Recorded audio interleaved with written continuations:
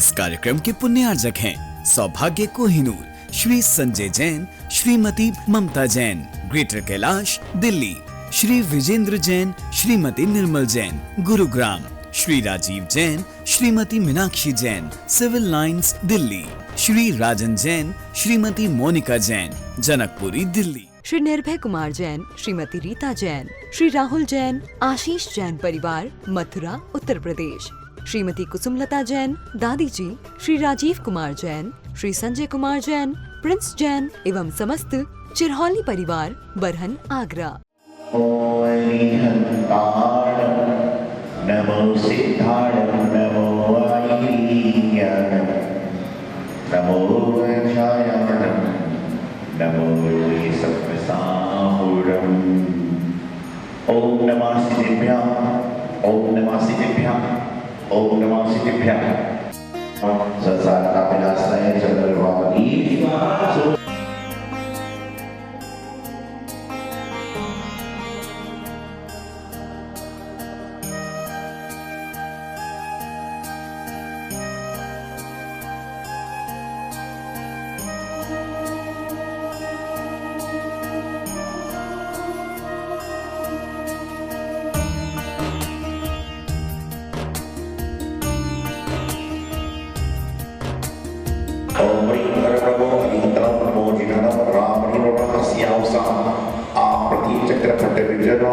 ओम राम ह्रीं श्री कृष्ण ओम जगदस्य अवतार से भगवानी।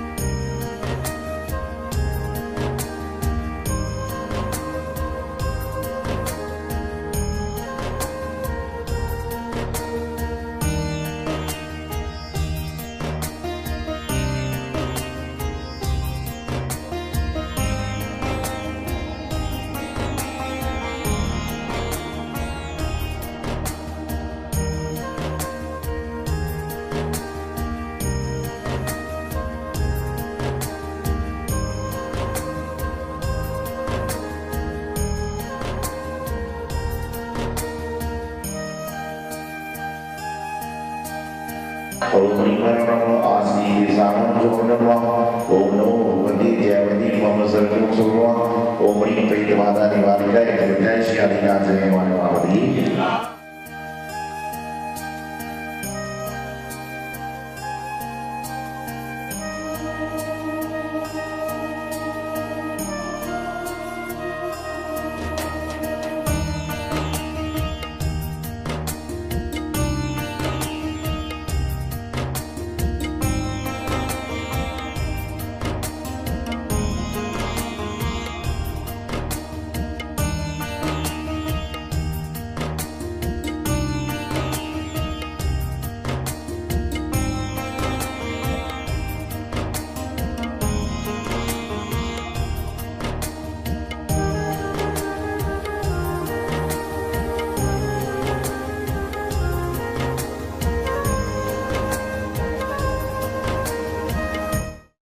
इसीलिए सौभाग्य सिंधु जी सत सत नमन हमारा है।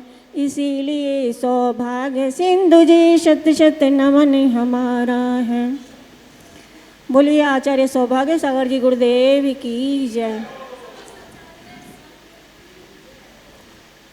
आपने उस दिन नाटिका तो देख ली होगी पार्श्वनाथ भगवान की, तो उसी के ऊपर एक भजन है। किस्सा मैं एक सुनाती हूँ, किस्सा मैं एक सुनाती हूँ तुम्हें एक बात का।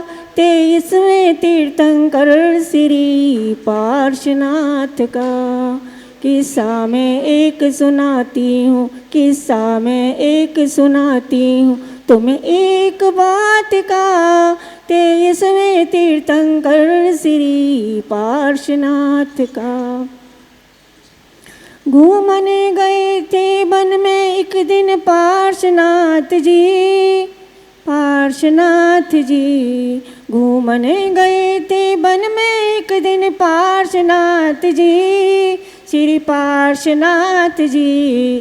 देखा था एक तपस्वी, देखा था एक तपस्वी, धूनी रमा रहा 23वें तीर्थंकर श्री पार्श्वनाथ का। अपने ज्ञान से प्रभु को आभास ये हुआ, आभास ये हुआ। अपने ज्ञान से प्रभु को आभास ये हुआ, आभास ये हुआ।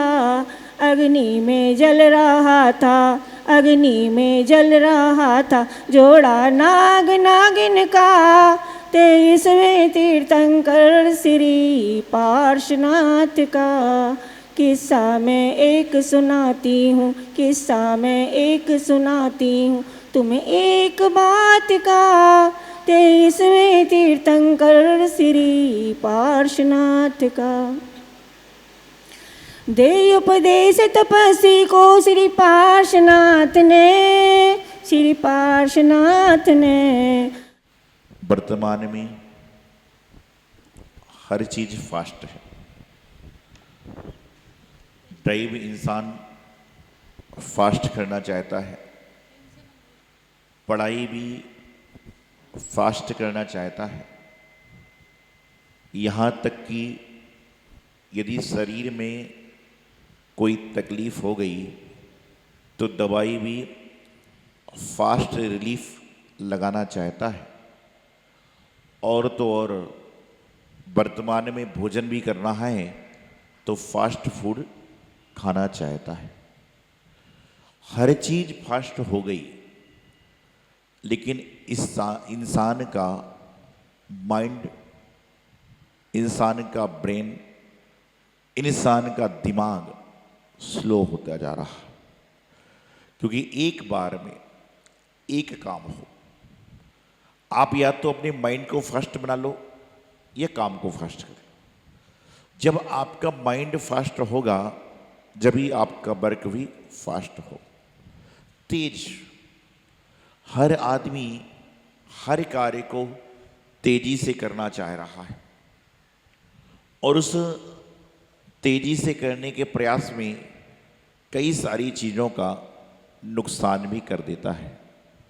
आप जब गाड़ी चलाते हो तो रास्ते में कई जगह सूचना लिखी रहती है, दुर्घटना से देर भली। और कई जगह तो आजकल लिखते हैं, please slow drive, your family waiting in home.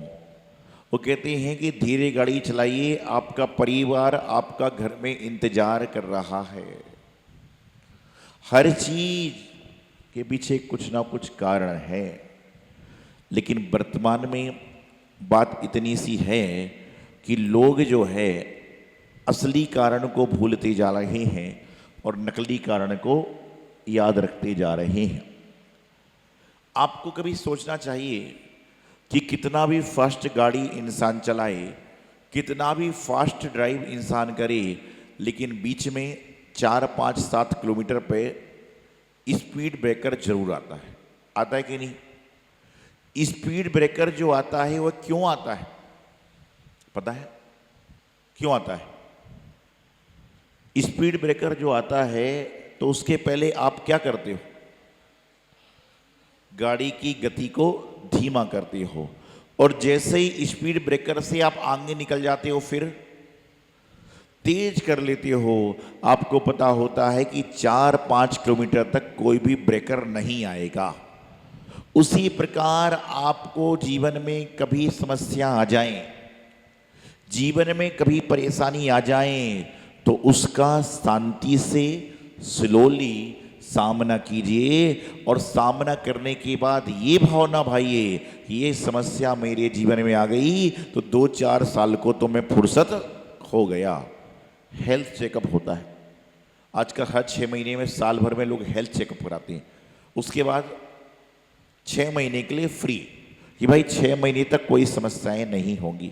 तो उसी प्रकार से जीवन है। जीवन में अपने मन को चेक करने के लिए आपके पास में क्या है? तन को चेक करने के लिए तो थर्मामीटर है, लेकिन मन को चेक करने के लिए क्या है?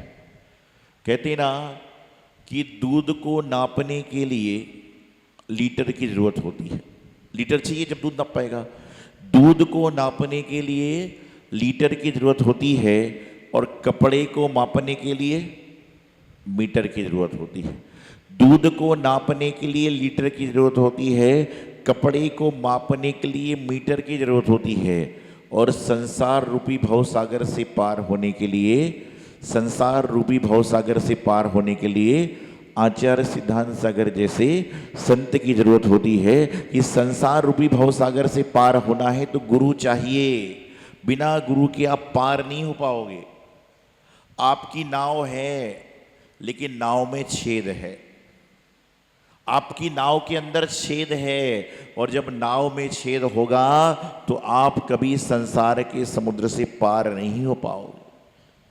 नाव के अंदर भारी सामान रख दोगे तो नाव डूब जाएगी। इसलिए गुरुराज, गुरुदेव आपकी नाव का बैलेंस बराबर करते हैं, आपकी नाव में छेद को बंद करते हैं और आपकी नाव को सही चलाने का खेवटिया का काम करते हैं। और जिनकी नाव के खेवटिया गुरु हैं, जिनकी नाव की खेवटिया माँ जिनवाणी हैं, जिनकी नाव की खेवटिया प्रभु हैं, उनकी नाव कहते हैं ना भले ही डोल जाए लेकिन डूबेगी नहीं, क्योंकि नाव आप नहीं चला रहे, नाव वह चला रहे। एक बार एक शहर में बहुत तेज आंधी तूफान बाढ़ बरसात आ रही थी। घर से बाहर निकलना संभव नहीं था। उसी समय अचानक एक बहुत बड़ा सेठ, जिसका बहुत बड़ा बंगला था, धन दौलत काफी थी, पेट में दर्द उठा। उसने गोली खाई। गोली खाने के बाद भी आराम नहीं मिला तो क्या करता है? यदि आपकी रात को नींद खुल जाए, बेचैनी होने लगे, तो इंसान क्या करता है बताइए? क्या करता है बताओ? क्या करेगा? थोड़ा सा टहलता है, घर के अंदर टहलता है कि थोड़ा सा मूवमेंट बढ़ जाए। छत पर जाकर टहलने लगा, कुछ भी नहीं हुआ। इतने में उसने अपने घर के बाहर गया, कार की चाबी से कार को खोला, गाड़ी स्टार्ट करना चाहिए तो देखता है कि गाड़ी के टायर पंचर हो गए। अब परेशान हो गया, तकलीफ में आ गया और बाहर निकला। एक बाहर ऑटो मिला, एक ऑटो बाहर मिला। रात को 1 बजे बरसात में एक ऑटो खड़ा था। उसने कहा कि भाई अस्पताल चलोगे? बोले चलूँगा। बोले क्या लोगे? उसने कहा जो आप देना चाहें दे दीजिए। और रोते हुए शहर में ऑटो में बैठा कर ले गया। अस्पताल गया, डॉक्टर से दवाई ली, जो उसको इंजेक्शन आदि लगाना हुआ, उसको रिलीफ हो गया। घर लौट कर आया तो घर लौट के आने के बाद में उसी ऑटो ड्राइवर से बात करते हुए कहा कि बोले इतनी रात को तुम बरसात की भीगती रात में खड़े थे, क्यों खड़े थे? बोले सेठ जी, पास के ही सरकारी हॉस्पिटल में मेरी पत्नी बीमार है, एडमिट है, और मेरे पास उसके इलाज करने के लायक पैसे नहीं हैं। तो मैं तो भगवान के भरोसे खड़ा था कि अंधेरी रात में भी प्रकाश आएगा और कोई ना कोई सेठ, कोई ना कोई साहूकार आएगा और मेरे ऑटो में सवार होगा।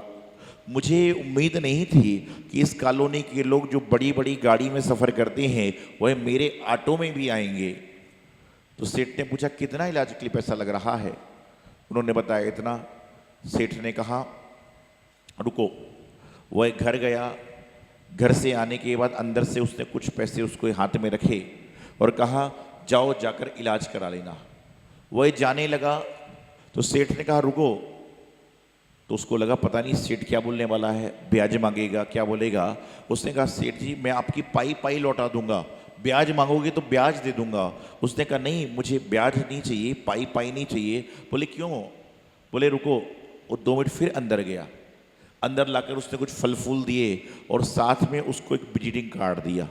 बोले यदि तुम्हें दोबारा कभी कोई ज़रूरत पड़े तो मेरे कार्ड पर पते पर आ जाना, तुम्हारी पूरी व्यवस्था हो जाएगी। उसने फल तो लिए लेकिन कार्ड नहीं लिया। फल तो लिए लेकिन कार्ड नहीं लिया। बोले क्यों नहीं लिया?